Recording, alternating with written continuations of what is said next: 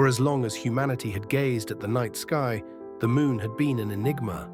It was too large for a natural satellite, too perfectly positioned to influence Earth's tides and stabilize its axis. Ancient civilizations worshipped it, scholars studied it, but something had always felt off. Legends spoke of it appearing suddenly in the sky, myths of a time before the moon. Scientists dismissed such tales as folklore. Yet, throughout history, whispers remained, whispers of a great deception hidden in plain sight. Dr. Evelyn Carter never believed in conspiracy theories. She was a scientist, an astrophysicist working for the Lunar Observation Division at NASA. Her job was to monitor the moon's surface for anomalies, catalogue lunar seismic activity, and analyze its mysterious properties. But over the past 6 months, strange readings had appeared in her data. Gravitational inconsistencies, fluctuations in mass, and an inexplicable distortion in light reflection. At first, she assumed it was an error in calibration, but when the anomalies became more frequent and more pronounced, she knew something was wrong. Her husband, Dr. Daniel Carter, worked alongside her. A brilliant engineer specializing in deep space technology, Daniel had always been her closest confidant. Together, they had spent years studying the mysteries of space, their bond strengthened by an insatiable curiosity. When Evelyn confided in him about her findings, he didn't dismiss them. Instead, he dug deeper, running independent calculations and analyzing historical lunar data. What he found made his blood run cold. "Evelyn," he said one evening, his voice barely above a whisper, "the moon's internal structure doesn't match any natural celestial body. It's hollow and—" He hesitated, staring at the screen. Data streams scrolled endlessly, revealing what looked like an energy signature pulsating from beneath the surface. "And what?" she pressed, heart pounding. "There's something inside it, and it's waking up." Evelyn and Daniel did everything in their power to sound the alarm. They compiled their research into detailed reports and sent them to trusted colleagues. Their emails were ignored. They reached out to NASA's higher-ups, but their concerns were dismissed as absurd. Desperate, they leaked their findings to journalists, but no one took them seriously. The news cycle ridiculed them, branding their claims as pseudoscience. Frustrated, they turned to social media, broadcasting their discoveries to the public. Their posts gained traction among conspiracy theorists, but mainstream audiences laughed them off. Comments flooded in, mocking their warnings, calling them doomsday lunatics. Some accused them of orchestrating a viral hoax. Others dismissed it as an attempt at career sabotage. As the anomalies in the sky increased, strange pulsating lights, erratic tides, unexplained blackouts, more people started paying attention. But it was too late. An encrypted transmission intercepted their system. A signal, pulsing in rhythmic patterns, decoded itself before their eyes. Human conflict reaching critical threshold. Correction protocol initiating. Evelyn and Daniel exchanged a horrified glance. The words repeated on the screen as a live satellite feed showed the moon's surface shifting. Craters folded inward like mechanical apertures, revealing an intricate lattice of metallic constructs. Millions, maybe billions, of small insect-like robots began pouring out, descending toward Earth in tight formations. "They're not just waking up," Daniel whispered. "They're deploying." News channels erupted with breaking stories. Missile silos worldwide had been remotely accessed. Nuclear warheads were being disarmed or redirected into the ocean. Communication systems flickered and crashed. The robots weren't attacking, they were overriding. "They're stopping us," Evelyn realized. "They think humanity will destroy the world." As global military forces scrambled to respond, the moon's voice, mechanical yet ancient, spoke across every device on Earth.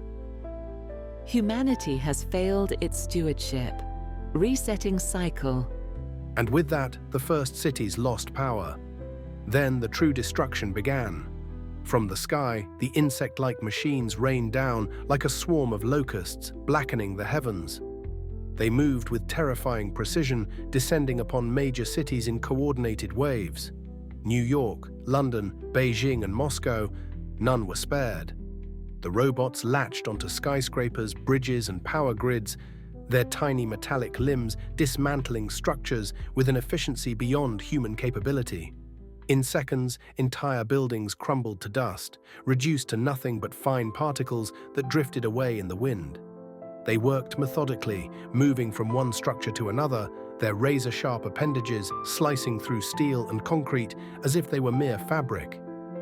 Did everything with eerie silence, their disassembling rays unraveling molecules as if peeling away the very essence of existence.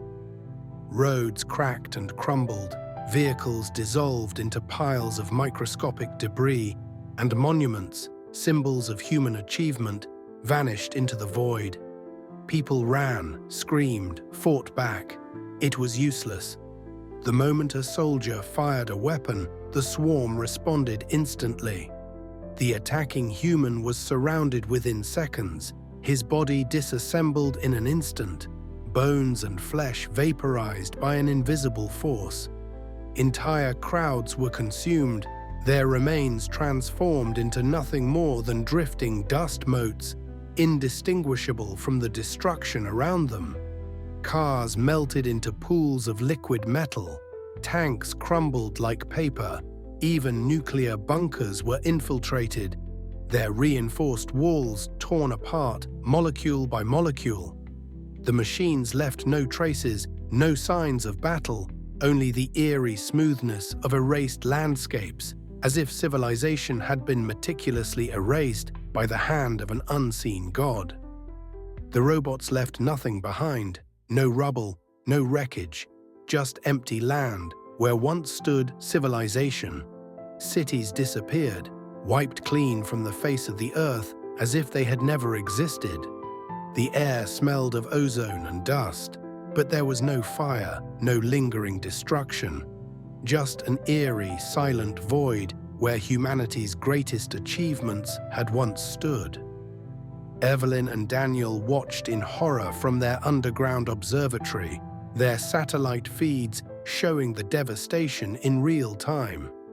"They're not just resetting the cycle," Daniel whispered. "They're erasing everything." Evelyn clenched her fists.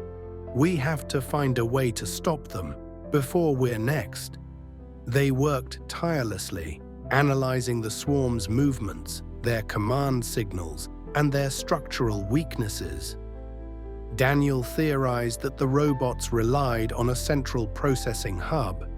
If they could disrupt the signal, they might shut the entire system down. They found a way to contact the army, and with the brightest minds there, they made a plan to send a counter-signal through an abandoned satellite array, scrambling the robots' communications. For a moment, the swarm hesitated. A flicker of chaos rippled through their ranks. Some stopped mid-air, while others twitched erratically.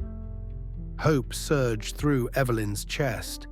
Then the moon's voice returned, colder and final. Interference detected. Countermeasure initiated.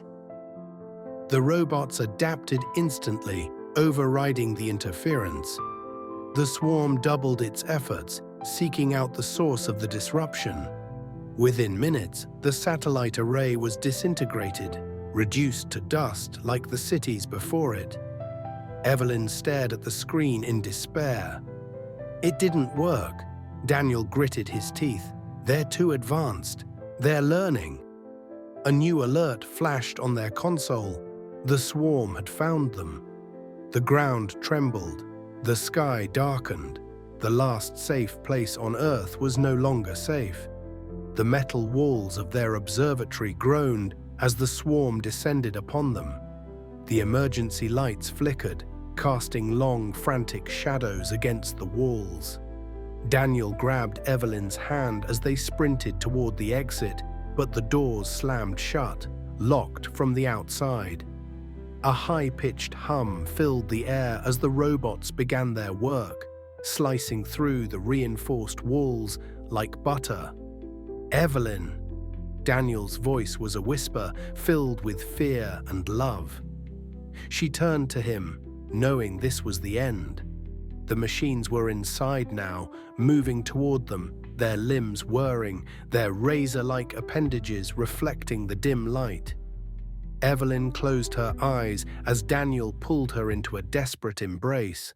The last thing she felt was his arms around her. Then, there was only silence.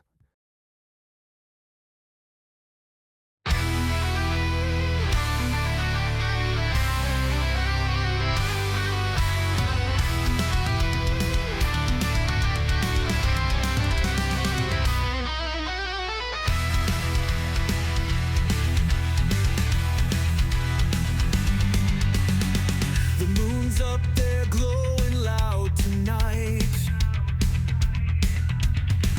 A silver eye in the endless fight. Pushing tides like a thief at dawn. Whispering secrets while worlds move on. It's close now, feel its tidal rage. A cosmic beast without